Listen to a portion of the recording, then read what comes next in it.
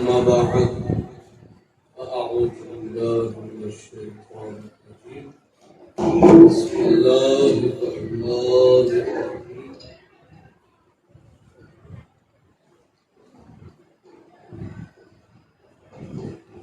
إنا أنزلنا في ليلة القدر وما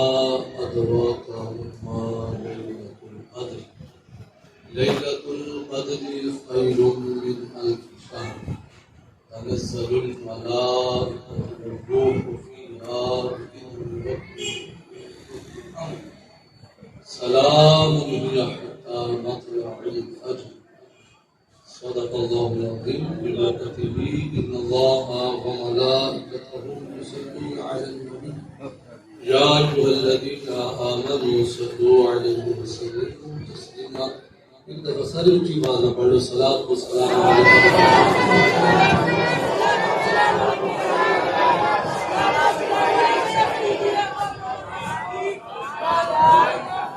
صلاۃ و سلام علیکم نبی اللہ علیہ وسلم حضرات محترم 11ویں شریف کی نسبت صرف آپ کے 11 منٹ میں لوں گا تو 11 منٹ آپ کی حاضری پوری توجہ کے ساتھ آپ نے ایک دو باتیں سماعت کرنی ہے۔ خالق کائنات نے ارشاد فرمایا انا انزلناہ فی لیلۃ القدر، فرمایا کہ ہم نے اس قرآن پاک کو شب قدر کی رات میں نازل فرمایا، اور ساتھ ہی اللہ پاک نے اگلا جملہ بڑا ایک خوبصورت ارشاد فرما دیا، اس رات کو جو لوگ ہلکا لے رہے ہیں اس رات بھی نہیں ہے، انتظار ہو رہا ہے کسی چیز، لیکن اللہ پاک نے کیا فرما دیا وما ادراک ما لیلۃ القدر، نہ تم کیا جانو کہ شب قدر کیا ہے، میں تم تو پہچان ہی نہیں پائی کہ شب قدر کیا ہے، مزید پڑھ جانی چاہیے، میں تم کیا جانو کہ شب قدر کیا ہے، پھر ساتھ اللہ پاک نے بتا بھی دیا کیا ہے، فرمایا لیلۃ القدر خیر من الف شہر، فرمایا اگر تمہیں شب قدر نصیب ہوگی نا تو سن لو کہ کتنی برکتوں والی رات ہے، فرمایا یہ 1000 مہینوں سے بہتر، زندگی میں جسے ایک بار شب قدر دیکھنا نصیب ہو گئی اس کے تو بارے نہارے ہو گئے، فرمایا کہ یہ رات کیا ہے، اس میں کیا ہوتا ہے، تنزل الملائکۃ والروح فیہا بإذن ربہم من کل امر، فرمایا کہ اللہ کے فرشتے زمین پر آتے ہیں جن کی نمائندگی جبریل امین فرماتے ہیں، اور فرمایا کہ یہ اللہ پاک کی رحمت کی برکھا ساری رات برستی رہتی ہے، اور فرمایا کہ یہ اللہ پاک کی طرف سے جو خاص اپنے بندوں پر فضل ہوتا ہے، اللہ پاک کی رحمتیں اترتی ہیں، یہ کہاں سے لے کر کہاں تک ہوتی رہتی ہے، تنزل الملائکۃ والروح فیہا بإذن ربہم من کل امر، پھر فرمایا سلام ہی حتی مطلع الفجر، فرمایا کہ فجر تک اللہ پاک کی طرف سے اپنے بندوں پر اللہ پاک سلامتی نازل فرماتا ہے، اور ہمیں کب محسوس ہوگا کہ جبریل امین تشریف لاتے ہیں، حدیث مبارکہ کا مفہوم ہے، فرمایا کہ اس رات میں اللہ پاک کے اتنے فرشتے زمین پر آتے ہیں کہ لوگوں سے مصافحہ کرتے ہیں، کوئی غیر سمجھ نہیں کرتا، وہ مصافحہ کرتے ہیں، قریب آتے ہیں اور قربت کو پسند کرتے ہیں، فرمایا کہ وہ لوگوں سے ہاتھ ملاتے ہیں، اور فرمایا تمہیں محسوس نہیں ہوتا، حدیث مبارکہ کے الفاظ ہیں، فرمایا کہ اس کی نشانی یہ ہے جو اس رات میں جس کی آنکھوں میں آنسو آ گئے وہ سمجھ جائے کہ میرے ساتھ جبریل امین نے مصافحہ کرا، فرمایا یہ نشانی ہے اس بندے کے ساتھ جبریل امین کے مصافحہ کرنے کی کہ اس کو اس رات میں جب بھی رونا آ جائے، اس کی آنکھوں میں جب بھی آنسو آ جائے، وہ سمجھ جائے کہ میرے اوپر جو حدیث مبارکہ کے الفاظ ہیں وہ پورے ہوتے ہوئے نظر آ رہے ہیں، اور قرآن پاک پڑھنے کی فضیلت، اور یہ بات ہمیشہ یاد رکھیے گا،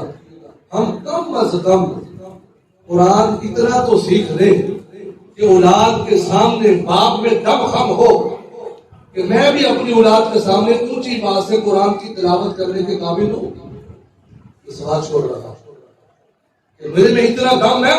کہ میرا بچہ حافظ قرآن ہے، تو میں بھی کیا صحیح طریقے سے قرآن پڑھنا جانتا ہوں؟ سرکار دو عالم صلی اللہ علیہ وسلم ارشاد فرمایا جو قرآن پڑھتا ہے، قرآن سے محبت کرتا ہے، قرآن سے پیار کرتا ہے، حضور علیہ الصلوۃ والسلام ارشاد فرماتے ہیں جب انسان مر جاتا ہے ہم اپنی آنکھوں سے وہ سارا منظر دیکھ کے سارے اپنے ہاتھوں سے مٹی ڈال رہے ہوتے ہیں، ہم اپنے پیارے کو اپنے ہی ہاتھوں سے مرو مٹی کے نیچے دفن کر دیتے ہیں۔ محبوب کیا ارشاد فرماتے ہیں؟ محبوب ارشاد فرماتے ہیں جب وہ جس کے سینے میں قرآن کی دولت ہوتی ہے وہ تم سے پوچھے کہ سب سے دنیا میں امیر بندہ کون ہے؟ بینک بیلنس والا سب سے امیر نہیں ہے، پلاٹوں والا، گاڑیوں والا، گھروں والا سب سے بڑا امیر نہیں ہے۔ رب کعبہ کی قسم اگر کائنات کے اندر سب سے امیر بندہ دیکھ رہا ہے، سب سے کائنات کے اندر امیر بندہ وہ ہے جس کے سینے میں قرآن کی دولت موجود ہے۔ کائنات کے اندر اگر ہمارے معاشرے کے اندر سب سے عزت کے لائق کوئی بندہ ہے تو وہ بندہ ہے جس کے سینے میں میرے نبی پاک کی حدیث مبارکہ پڑھا ہے۔ کیونکہ میرے نبی ارشاد فرماتے ہیں جب انسان کو قبر میں دفن کر دیا جاتا ہے، جب حافظ قرآن قبر میں اتارا جاتا ہے تو جب وہ قبر کی مٹی اس حافظ قرآن کا استقبال کرتی ہے، اسے ویلکم کرتی ہے، اللہ کی ذات ارشاد فرماتی ہے اے قبر کی مٹی تم نے اس کے جسم کو چھونا نہیں ہے، اس کے جسم کو ٹچ نہیں کرنا، لوگ ہی گناہ کر دیتے کری جان جو پروٹوکول رب نے محبوب نے دیتا کو کڑا نہیں سکتا۔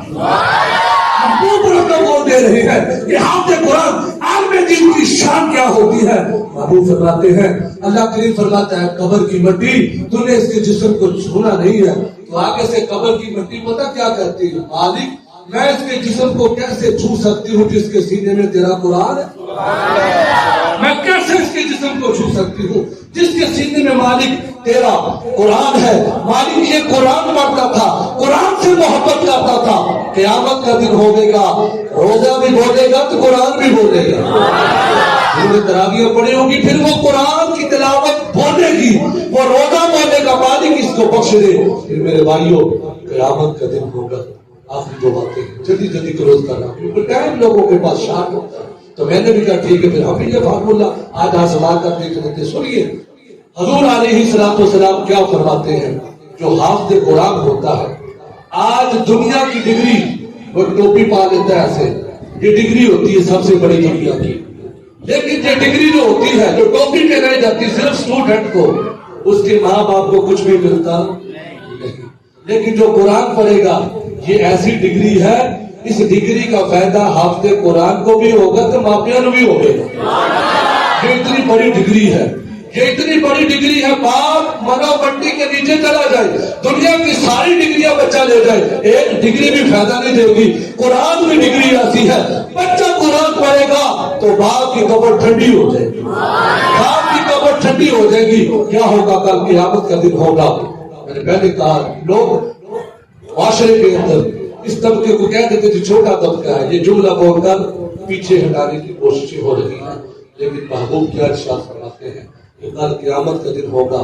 آواز آئے گی حافظ قرآن کے والدین کدھر ہیں؟ حافظ قرآن کے والدین کدھر ہیں؟ قرآن پڑھ لینا آسان ہے لیکن اسے یاد رکھنا مشکل ہے، بہت قیمتی جو ہم اپنے بچوں کو حفظ تو کروا دیتے ہیں پھر بعد میں اس کے اوپر ڈیوٹی نہیں دے پاتے، بچہ سستی کا شکار ہو جائے۔ لیکن سرکار ارشاد فرماتے ہیں کہ اللہ کی ذات فرمائے گی اس حافظ قرآن کے والدین کدھر ہیں؟ جب حافظ قرآن کے والدین کو سامنے کھڑا کیا جائے گا پھر دیکھنا اس ڈگری کا فائدہ وہاں پر بھی پہنچ رہا ہے۔ اللہ کی ذات فرمائے گی کہ آج ہم حافظ قرآن کے والدین کو سونے کا تاج پہنائیں گے، سونے کا تاج، اور اس تاج کی روشنی کتنی ہوگی؟ فرمایا کہ سورج کی روشنی بھی اس کے سامنے ماند پڑ جائے گی جتنی روشنی اس تاج کی ہوگی، اس تاج کی اتنی روشنی ہوگی۔ پھر اللہ کی ذات فرمائے گی حافظ قرآن کے والدین ذرا رک جاؤ، ہم تمہیں اور عزتوں سے نوازیں گے، تمہیں اور برکت عطا کریں گے۔ محبوب ارشاد فرماتے ہیں پھر حافظ قرآن کے والدین کو اتنا قیمتی جوڑا، اتنا مہنگا جوڑا پہنایا جائے گا، پتہ وہ کتنا قیمتی جوڑا ہوگا، کتنا مہنگا جوڑا ہوگا۔ پیارے نبی ارشاد فرماتے ہیں ہمیں ساری دنیا اکٹھی ہو جائے، ساری دنیا اکٹھی ہو جائے، ایک طرف وہ جوڑا ورنہ ساری دنیا کے امیر بڑے بڑے امیروں کبھی کبھی ہو جائے لیکن اس جوڑے کی قیمت ادا نہیں کر سکتے. جو جوڑا اللہ پاک حافظ قرآن کے والدین کو پہنائے گا اور وہ اتنا مٹنا اتنا خوبصورت ترین فرمایا کہ وہ جوڑا ہوگا اور حافظ قرآن کا حکم ہوگا اے حافظ قرآن ہم نے تیرے ماں باپ کو بھی یہ شان یہ پروٹوکول ادا کر دیا اب تیری باری ہے وجہ جس کی وجہ سے سارا کچھ پھر اللہ کی ذات ارشاد فرمائے گی اے حافظ قرآن جس دنیا میں تو قرآن کی تلاوت کرتا تھا قرآن کو اپنے سینے میں بسائے رکھا قرآن سے پیار کرتا رہا اے حافظ قرآن اب قرآن پڑھتا جا جتنی تو تلاوت کرتا جائے گا اونیاں کوٹھیاں تیرے نامے لگ جائیں گے فرمایا تو جنت میں چلتا جا قرآن پڑھتا جا جہاں قرآن پاک تیرا مکمل ہو جائے گا جنت میں وہی تیرا مقام ہو. مجھے ٹائم پورا ہو چکا ہے. اللہ کریم کی پاک بات التجا ہے اللہ تعالی ہمیں قرآن کی سچی محبت نصیب فرمائے. اولاد والے بیٹھے ہوں میں میسج یہی دینا چاہتا ہوں خدا را اپنے بچوں کو قرآن کی تعلیم ضرور دلائیں ناظرہ پڑھائیں حافظ قرآن بنائیں عالم دین بنائیں. ایک بچہ بھی حافظ قرآن بن گیا تو 10 بندوں کو لے جائے گا جنت میں 10 بندوں کی بخشش کروائے گا وہ بچہ